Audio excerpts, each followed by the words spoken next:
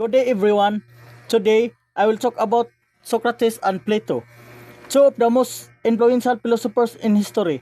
Socrates believed that the wisdom begins by recognizing that we do not know everything.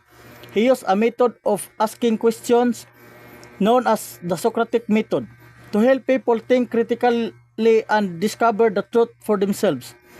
On the other hand, Plato was a student of Socrates. He believed that the physical world in only a reflection of a higher and more perfect reality. One of his famous ideas in a theory of forms, which states that the true knowledge comes from understanding perfect and eternal ideas rather than relying only on our senses. Both Socrates and Plato greatly influenced philosophy, education, and critical thinking. Their teachings continue to inspire people to seek wisdom, truth, and a deeper understanding of life. That's all. Thank you for listening.